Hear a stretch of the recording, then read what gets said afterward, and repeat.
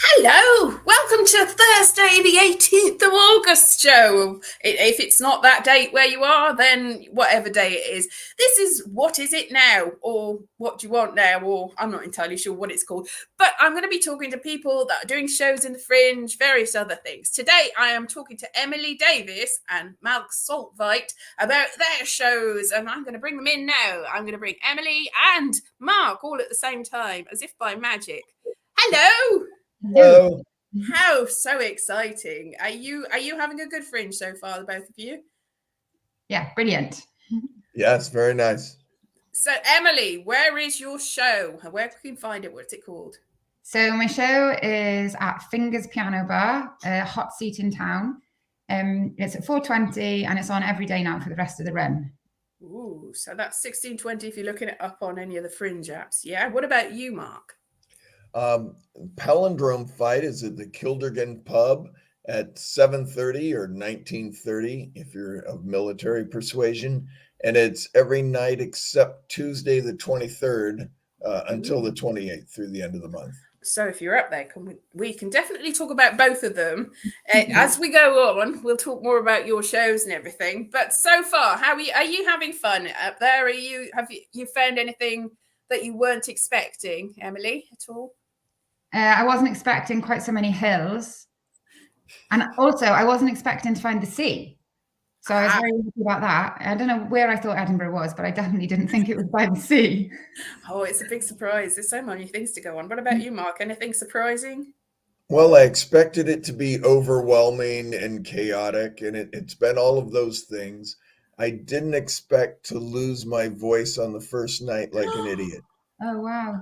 You can probably hear I love this baritone. I'm actually married, so I don't need the help of being more manly, but it's a lovely voice. I wouldn't mind it if it were fully healthy, but my range is about half an octave higher than this normally. Okay, Emily, do you want to tell us a little bit about your show? What it's about? So it's called Blodwen's in Town, and it's a kind of new kid in town coming of age sort of story.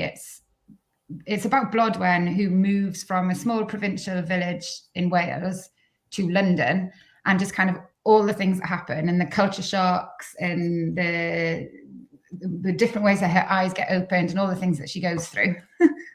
Is it a bit autobiographical, or is it just It's based on like everything that happens in the show in some form or another has happened to me, but names and places have been changed to protect the people that I'm talking about. And it's a musical, so it's kind of... I was going to say, it's at Fingers Piano Bar, so I was like, has it got music? Because it would be a waste of a piano bar otherwise. So it's me, I've got an accompanist, Andy, and we do it together every day, and it's great. Absolutely amazing. What about you, Mark? What can we expect from your show? This is your standard palindrome improv show. 3 audience suggestions. We have half an hour to generate original palindromes, words and sentences that are the same backwards and forwards, letter by letter. And in the meantime, we either have guest comedians do sets, or I spin tales of lurid palindrome history from my research. Figures like Totti's the Obscene, who invented the palindrome in ancient Egypt around 280 BCE, or Sir Thomas Uckert, who's a Scottish fabulist, compulsive liar, and dandy who talked his way out of jail by claiming he had invented a palindromic language in the 17th century. Wow, so it's educational as well as entertaining. A little bit. The history stuff is accurate, but the goal is to be entertaining more than educational. But yes, I actually have become an accidental scholar just by being obsessed with this subject for so long.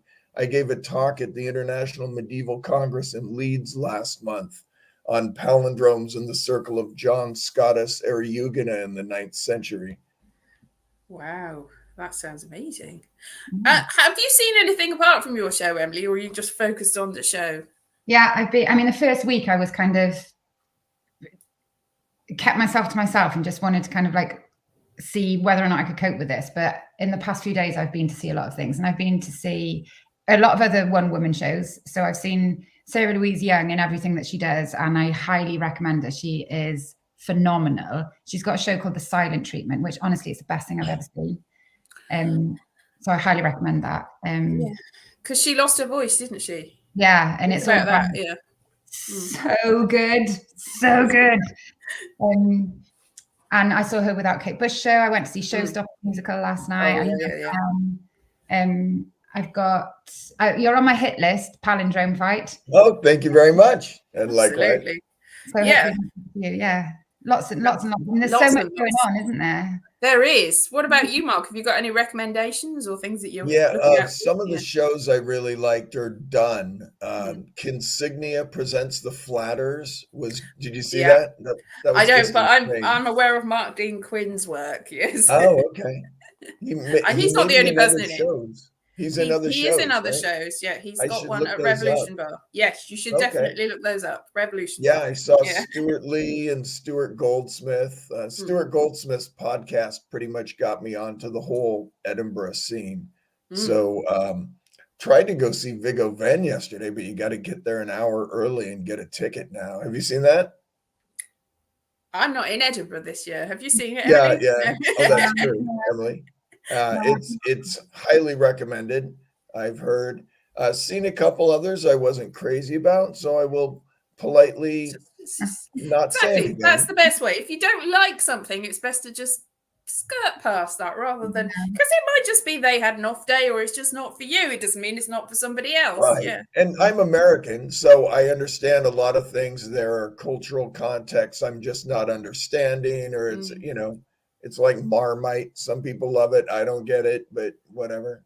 It all depends on the quantity of Marmite, I think. A tiny little sliver makes anything. You can put it with any food and it will make it, because it's is it unami or umami? One of them's an eel. Yeah. Anyway, the nice taste that makes everything taste nicer. Right. It's hard to do that with a show, though. If I come and I just want a little spread, a little 5-minute spread of your show, and I leave, it looks like I'm unhappy. Maybe it's just a strong taste. That's maybe why showcases are good, because then it's always something else coming along. What about you, Emily? Are you finding the audiences are getting you? Yeah, I think so. I mean, they're sort of, I think people who come really enjoy it, or they say that they do. And that's one thing that I always say at the end, like, if you didn't like it, that's totally fine, but please don't tell anyone. Right. But yeah, I've had like amazing audiences who are just really warm and I really enjoy, I've had audiences of 3 where I've just felt like this is really special because they've just been really giving audiences, and so I've been able to take the energy from them. And then I've had bigger audiences where that's obviously a lot of fun because it's great to have a room full of people, but it's so, well, people say it's like a roller coaster, and it is like, it's just an emotional roller coaster, isn't it? And it's as long as somebody comes, I don't care. If there's one person, then that's great. That's something I can do my show for. That's it. I mean, even if you had an audience of 100 and only one was getting it, you've still got that one, and that one person will tell you other people about your show. Right. So it's always finding your audience is a tricky thing. Do you think you found yours, Mark? Have you got people? Well, we'd always like to have more people. Wednesday was last night. We had about 6 people. That's fine. That's entirely, it's a small room anyway. And I've done no promotion, basically. Kind of counting on people who like palindromes to find it. But I might try experimenting with a little, I don't know, TikTok or Facebook advertising or something. Oh, yes. Yeah. Also, losing my voice kind of took flyering out of the equation. I've done a bit, but I'm not a mime. So yeah. But we've had very full crowds some nights, and like Emily was saying, the people are all there because they like it, and that's what you want, isn't it? Everyone's had a great time. The thing that's made me happiest is that several audience members have on the spot agreed to try to write palindromes. I hand out paper and pens, and last night a woman named Kate won. Oh wow! We give away a genuine Roman coin with every every competition. Wow. And the comedians who had done it before were kind of, who's this again? But it's by audience applause. So anyone in the audience who steps up has an extremely good chance of winning, especially if they bring 4 friends, because they might be a third of the audience just by themselves. Yeah, that is the thing. So this, is it the first Edinburgh for either of you, or are you experts at all of this? Both of you, either of you? Yeah. It's the first time I brought my own show here. Yeah. Right. Same. Last year I turned up. I was doing some research in London, and I had a couple days, and I was like, oh, it's August, let's go. And I popped up here and wandered into a show, and it was actually Peter Buckley Hill's show, PBH and some comedians. And we were the 2 oldest people in the room. So I was chatting with him at the interval, and he's like, did you say you're a comedian? Yeah. Oh, well, someone canceled. Would you like to hop up? Or like, wow. Of course. What comedian would say no? Exactly. It does, being everywhere, being out and about does help, which is, the last few years there's not a lot of out and about, so it feels good. I expect, it's not that I have to get back out there. Right. So I was just there for 2 days last year, but that got me excited enough to do a full show this year. I mean, not to put too fine a point on it, but I'm 60 years old. What am I waiting for? You can't really, you don't really want to put things off too much longer. Yeah. So you've been up here with other people's shows, Emily? Once I came up, that was another PBH Free Fringe show that a friend of mine was doing. It was a like variety cabaret. So I came up to host it for a week, but I can't even remember when that was. I think it was maybe 2016, and it was a really different experience because he was really great and he just organized everything for me. And this has been for me kind of like 10 months in the planning, and I felt like you don't really know what to do. And I've had loads of advice from some really amazing people, and the PBH guys are really good because they give you loads of information, and there's a Facebook group you can ask questions and that kind of thing. But until I got here, I just didn't really know what it was going to be like. And I still don't know what it's going to be like, because I've got half the run left. Right. Yeah, it does. I mean, it does change every year, though. So even if you think that even if you've done it 10 times, 20 times, it's not going to be the same every year. I've heard that there's not as many audience members wandering around this year. But so you haven't had a full show to know whether that is different. Yeah.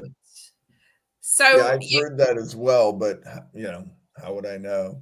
Exactly. So this experience is going to be your baseline. So if it gets better, if it gets whatever you find out this year, if you come back, you're going to be like, oh, well, that's completely different. I'm assuming none of you are sort of running around and trying to get into the members' bars and staying up until like 5 a.m. and I don't even know what a members bar is. Exactly. Over the first few years I was up there, it's like, get in there, schmooze, talk to people. But I mean, the more you go up there, the more. I mean, if you never got on that Ferris wheel, then it's probably just as well, because it's like I've got in. Yeah. I do think there's a million fascinating people to talk to, which is really why I'm losing my voice all the time. I could just stay home and read a book, but that's my biggest worry. Really, is I just want to make sure that I last until the end and can still sing. So I've been taking my vitamins and trying to give myself rest each day after the show and stuff, and not staying out too late, and being very, very sensible. Yeah, I'm so desperately drinking throat coat tea here. Yeah, I was going to say throat comfort tea as well. That's an excellent thing. It's yogi tea. Give it a little plug. Send us some. And also, Ricola pastels are also good for sorting you out in an emergency. Yeah. So, have you got any tips to impart on how to make the Fringe run work for you, either of you? Emily? I think for me, it's prepare everything that you can prepare, and then, and it's like anything really, if you can eliminate any kind of uncertainty before you go, just in terms of things like where are you going to go shopping? You know, really the sort of day-to-day things that you forget that you need to think about, because that's what I did. I did all the kind of, you know, I didn't bother thinking, what's it going to be like doing my show? I don't know what it's going to be like doing my show. I didn't know what Fingers was going to be like. I didn't know what the audience is going to be like. I still don't. So I just accept that stuff, whatever gets thrown at me, but try and kind of be organized about all the things that I can be organized about, so that I've got my brain space to just deal with the day. Yeah, basically the same thing. It's complicated for me coming from the States, though. I mean, it's harder to bring things over, and I couldn't come and scout the venue ahead of time, which I would have liked to do. You know, I went online and tried to find pictures of it, but that's a pretty limited approach to that. The only other thing I might add is just a lot of networking. Again, I tried to do a bit of it, but not that many people from the States come over here, and I don't know that many people in the UK or Ireland. So, you know, I don't know how much more I could have done on some of those things. But yeah, get everything, like you say, what you can control. The layers advice is good. That's really good advice. One other thing I'd say as well, I think, is sorry, I don't know if can you hear that? A little bit, don't worry about it. Yeah. Is that, and I'm not very good at this, but I think it's really important to, when you're feeling kind of overwhelmed and emotional, just, you know, tell somebody or lean on the people that you can lean on. And I've had moments where I've literally been standing behind the curtain crying. And then I've got to go on stage and do it, and I do it, and then I'm kind of, I don't even really want to say to my accompanist, you know, I'm not feeling okay, but as soon as you do, you feel better. So just let it out, you know, because you have to go through it, and you are going to feel like that, but it's okay, you know, and just sort of acknowledge it and be in the moment and go, okay, right now I feel like this, and don't be afraid to say to somebody, hey, I need a hug, or yeah. And what you said, Mark, that there's not many Americans up there, that's surprising, because in previous years there maybe have been more. I suppose internationally, it's a bit of because of the whole what's been happening in the last few years, it might have something to do with that, I think. Sure, and there's a lot of uncertainty. No one was really sure, are people going to turn up? I mean, it makes it a significant investment from the States if you're looking at, you know, $1,000 in airfare, and then some things you just have to buy here. You know, I wasn't going to have like 6 suitcases with my rice cooker and things like that. But I think for a lot of Americans who are of a certain amount of stature, it's just they make money staying in the States, and this is probably break even at best for almost anyone. So unless you have a very specific career plan, they just are thinking, I'm losing all this money. Why would I do that? That's true. And you have to have the infrastructure. I remember in about 2007, there was something called the Green Room that was set up that just on Cowgate. It's a different venue now. It's a whole different thing. And Cal Winter was setting it up. He was New York based, and he brought over a lot of Americans. And I was covering a show there. So I was in the green room of the Green Room, and there was just all Americans. And he was like, who are you? They were like, who are you coming in here with all these Americans? But he is no longer with us. So I expect the people that were invested in it, just think they move on, other things happen. Some people have gotten, you know, a great career boost. Dimitri Martin, as near as I could tell, made his career in 2003 with his palindromic show If I, which I believe won the Perrier when there still was a Perrier award. Arj Barker was a sort of an early comedic hero of mine. I started in San Francisco, and he did quite well here, I think in 1999, but they don't come back. I ran into a guy I know, Dave Fulton, online, chatting with him, and I was like, you were at Edinburgh, right? And he said, yeah, never go back. Yeah, that's the thing. Some people get really brilliant experiences, just want to keep going back, but it only takes that one not quite as great experience. And it's like, Yeah. You want to come back? Yeah. So me too. Where I am in 10 days' time, but at the moment now, I'm like, I don't need to end. I want to live here forever and always be at the Fringe. I'm already looking for someone to share a flat with next year to keep costs down.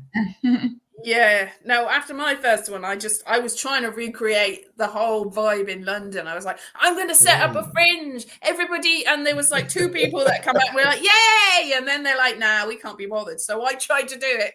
It's not, you can't do it on your own, unfortunately. But I had so many plans. Yeah, because it's just the fact that you can wake up in the morning and just go and see shows, or go and see in between shows, just hang out somewhere and meet people and talk to people. And it's just so amazing. And I do love castles all around me everywhere I go, and all these little crypts that, you know.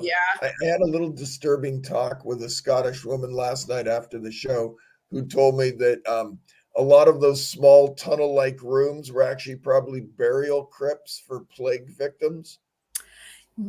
It's just little empty sort of voids in the middle of bridges. Usually, I would just not take that. There's a lot of, hey, we're doing a ghost tour. Here's a spooky story. Right. She was pretty matter of fact. She said they actually built a layer of the city over the the troubled city of that time. Now, did she know this, or did she just tell you this? She might have been yanking my chain. I don't know. Yeah, they have built it on top. So if you go down below, there are layers that you can't get to anymore, and you can go on tours of some of them. But the tour guides will amp it up a little bit. So don't. Sure. She might have been on one of these tours and heard something. Well, she came and she tried her hand at palindromes at our show too. She seemed pretty grounded, but who knows? I know, but even so, have you been on any of these underground tours or anything, Emily? Or no, but I'm staying in a basement, so and I I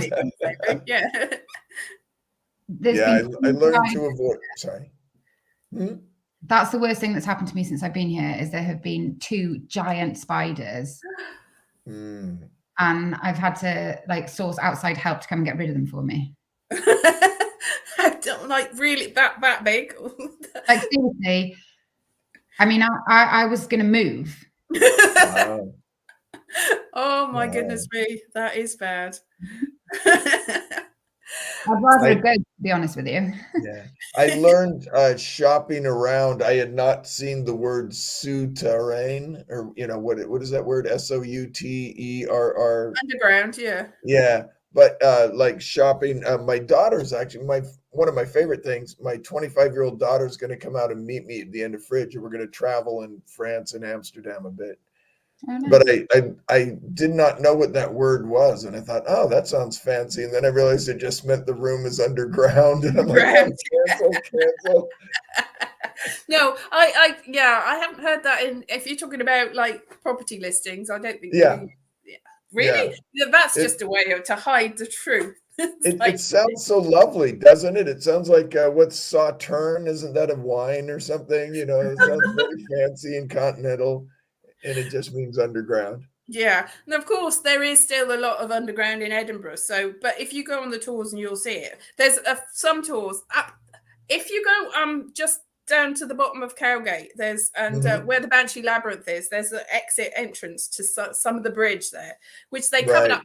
When they originally built it, they used it as storage, and it was going to be so amazing, but they realized how damp and horrible and absolutely awful it is. So they immediately filled it with rubble for many years. And then apparently somebody that had a flat there knocked through and went, hey, and started tours. I'm not sure whether renting a flat should really let you tour the whole underground, but it did. That's funny. I've seen a lot of shows in Bannerman's. There's a very good black comedy showcase I went to yesterday. And a lot of Underbelly, and a lot of the venues I've been to happen to be part of that bridge complex at the bottom of Cowgate. Yeah, there's a lot of caves. You got caves? That sounds nice. the caves. Exactly. Yeah, Just Tonic, all of those. And neither of you got cave venues, so that I should, because it's they're sought after, but the soundproofing's not great in them, because you can hear the next cave because there are so many different ones all going on. You would think the earth and the stone would be good soundproofing. I think it just carries the sound, really. Yeah. So yours is in Newtown, Fingers Piano Bar, isn't it, Emily? Is it? Is it? I know where it is, but I don't know where it is. If you know, I mean, it's up there. So up there, yeah. It's on on Georgia Street. It's on Frederick Street, which is just runs whatever that word is to. Is it near Princes Street? Perpendicular. Not far from Princes Street, yeah. Yeah, exactly. So that's the whole Newtown. Anything over the bridge in the sort of, well, where Kilderkin is, that whole area is Old Town. And then Newtown is where Fingers Piano Bar is. So a lot of people are like, oh, I want to go in the Old Town. I don't want a venue in Newtown. But that's where the 1700s. Fingers is, they are like, all the people who work there are so nice. It's just like, it makes me happy just when I walk past it, and they're so lovely. Yeah. I would say everyone I've met in Scotland is so nice. You know, there's a bit of a stereotype of kind of gruffness, you know, and I don't know how much of that is just Willie, the groundskeeper from The Simpsons. Well, yeah, famously not really Scottish, is he? So, the thing is about people from Scotland, if you spend any time in Scotland, then they will accept you as being Scottish. I think it's such a welcoming, amazing place, really. It's like, so as long as you're willing to be Scottish and say you're Scottish, they'll have you.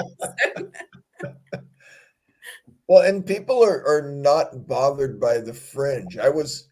Even putting myself in the shoes, I think I might be kind of upset about 100,000 people descending on my city for a month.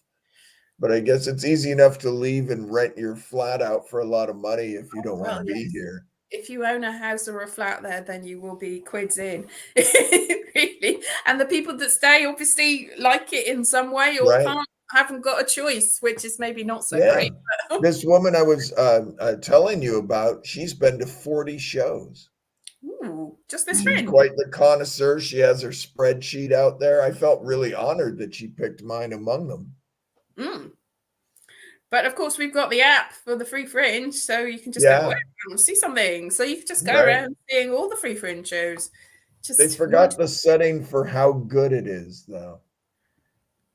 Like 5 stars, 4 stars. Well, that's up to you to decide, isn't it? Exactly. That's not, you can get the same show. I've seen some really big hitters get a 1 star and a 5 star in the same app, in the same performance from different people, because it's not something you can. I wasn't serious, but I know, it's so subjective. The word of mouth is, that's the main thing, is to figure out what your taste is and who fits that taste. Well, exactly. And that's, if it's a Free Fringe show, you can go and see it, and you can give them hundreds of pounds at the end if you liked it. Right. You can give them a nominal amount or nothing if you didn't. Right. And nobody's going to judge you for not being able to. It's just nice because the people that really appreciate you are the people that really appreciate you. And as Emily said, a three-person audience can love you and put hundreds of pounds in the bucket, and a full house can just look at you in scorn or really enjoy it. You think they really enjoyed it, and I think everyone thinks they everyone else is going to give money, and so nobody needs to. It's difficult. So how are you finding the bucket at the end, the bucket speech, either of you? Is it working out? I prefer giving the speech to collect. It's so hard, isn't it? But I'm getting braver at it, and also because I just think I love the fact that it's a Free Fringe, and that if people, I want people to be able to come if they don't have money and can't pay. So, I don't mind if it's very much like, if you can make a donation, and that's great. But people generally are really generous, and I can't get over how kind and generous people are, really. And and I think they understand, they know what they're doing when they come to a free show, don't they? And they know what to expect. So it's kind of excruciating in the beginning, and then you steel yourself to it, and you're like, you just got to throw yourself in, haven't you? Because that's what it's about. I mean, if you've been to more than one Free Fringe show as an audience, then you'll know the deal, and you won't go, Right. I thought it was completely free. I'm being made to give. You're not being made to give money. Right. You can if you want. What about you, Mark? I've never given a bucket speech before. I do not love it. I'm actually a pretty introverted person, which no one believes because I'm a stand-up comedian, but it's true, which is how I ended up doing all this research. So I'm pretty bad at it. Oh, a show that I loved by someone who was a very good example of a bucket speech giver is Andrew O'Neill's show, We Are Not Afraid of Ruins. That's a fantastic show that I really enjoyed and still going on. And he gives a wonderful speech at the end. He runs through the kind of if you've got 20 pounds, that's fantastic. 10 is good. If you got 5, wonderful. If you have 2, if you don't have 2, this show is our gift to you. Oh, and it's, and not in a cheesy way. And, he means it. And, so that was good. That is. I should go watch his show again just to study the bucket speech. Yeah. Yeah, I've never been good at that. I'm just like, hello. Yeah, I don't really make much in the bucket when I've got a show, which is probably why I was like, well, should I even bother this year? It's like, has it even made the money back? And sometimes it does, because also people, if they really appreciate it, they might really, they're kind and nice. But Emily, have you done? I wanted to ask Emily a question. Are you using a card tap device, like a sum up or something? I've got one, but to be honest, most people give cash. Or have done so far since I've been here, because I mean I would have definitely lost some money if I hadn't have had one, because there's some people who've said I've only got a card, but I have actually been surprised at how much cash I've been given. And I was telling my friend this morning, I've been to the bank because I didn't know what to do with it, because you don't spend it, do you? Like I can spend it. I'm going to get robbed, but yeah, it's an HSBC now, so. A lot of little shops prefer cash because they have to pay a fee. So I've gotten in the habit of asking people more, do you want cash? And then now I have cash.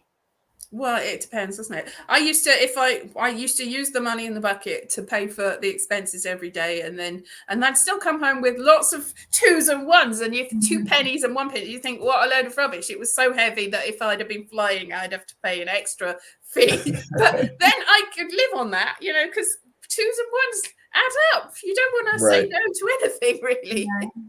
I would say no. Somebody gave me some Australian money, which is not massively ussul to me at the moment. But maybe if I go to Australia, it will be. No, exactly. I got some Thai coins once, and I was like, but then they were like 30-year-old out of date Thai coins, so it wasn't even useful if I'd have gone to Thailand. That Consignia show, I gave them American money just to be confrontational because it felt in the spirit of their show. Yeah, it's difficult, isn't it?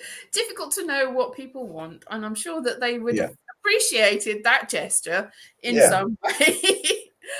All right, so thank you very much for talking to me, both of you. I'm sure that you're very, very in show mode at the moment and want to conserve your voices, so I've probably ruined that for you for the rest of the day. So wrap up warm and keep well, and drink the throat tea and everything. And Emily, I just want to plug your show again, where it is. Okay, so it's a one-woman musical comedy show. It's at Fingers Piano Bar on Frederick Street, 4:20 p.m. every day till the end of the run, and it's called Blodwen's in Town. So, and it's musical and it's in Newtown. And what about you, Mark? Palindrome Fight is at the Kilderkin pub at 19:30 or 7:30 every evening through the 28th, but not on Tuesday. Every other night. Palindrome Improv. Bring your suggestions and we'll write one to match. Exactly. And that's at the bottom of Canongate, which is very near the Parliament, which is in Old Town. Yeah, if anyone's 65 Canongate to be precise. Exactly. You have to keep going, and once you get to the bottom, you'll be more or less there. It's wheelchair accessible, but I like to tell people you might want a motor on your wheelchair because the pitch of the hill is very steep there, And But- I just imagine this poor guy who's leaving, going up there like, oh, these horses. I can't It's believe about, it. you can Yeah, come from but it it the is other way, wheelchair but then you have to accessible. go uphill. So yeah. Right, just go down to Parliament and call a taxi or something. Yeah, exactly. Something like that. Oh, right. So good luck with your show. I hope everything goes well from now on. And thank you very much for talking to me, both. Yes, thanks for having Lily. us. Nice to meet you, Mark. Very fun. Bye-bye. Likewise. I'll see you at your show. Bye-bye. Bye-bye. Bye-bye. And I'll see you both. Oh, so I won't see you both tomorrow, but I'll see everyone else tomorrow. Thank you so much for joining us. And bye-bye. Have a good day.